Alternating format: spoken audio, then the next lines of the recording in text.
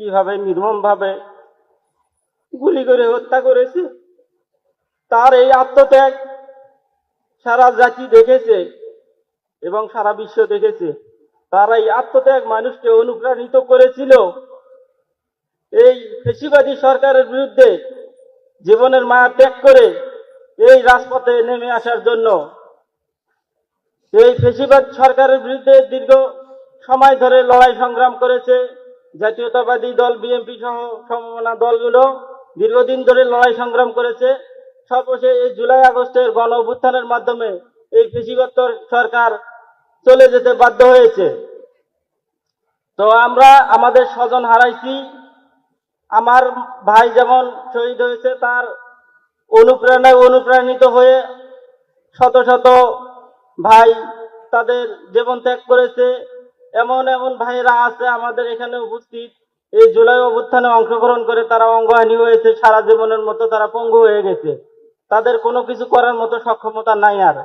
আর আমাদের শহীদ পরিবারের মধ্যে অনেকে আছে তাদের একমাত্র উপার্জনক্ষম ব্যক্তিকে হারিয়ে তারা নিঃস্ব, তাই সে ফ্যামিলিগুলো মানবেতর জীবনযাপন করতেছে। আমি আজকে এখানে দাঁড়িয়েছি দুটি কথা বলার জন্য, যে মাননীয় প্রধানমন্ত্রী তারেক রহমান স্যার আমাদের মাঝে উপস্থিত আছেন।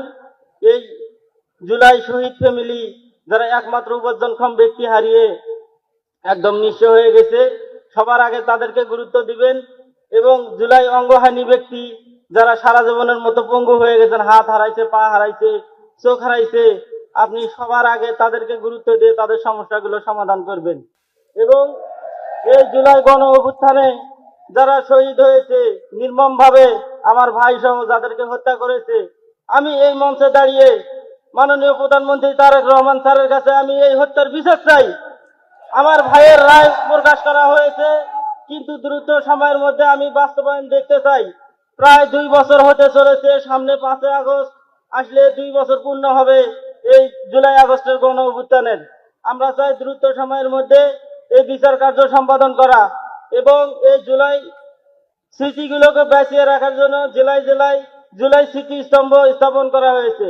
আমরা দেখেছি অন্তর্বর্তীকালীন সরকারের সময় এক জায়গায় আগুন লাগাই দিয়েছিল, আবার এই সরকারের আমলেও এক জায়গায় আগুন লাগাই দেওয়ার খবর আমি পেয়েছিলাম। এই সরকারের আমলে যদি এই জুলাই স্মৃতি স্মারকগুলোর যদি এই অবস্থা হয়, সামনে আরো কি হবে।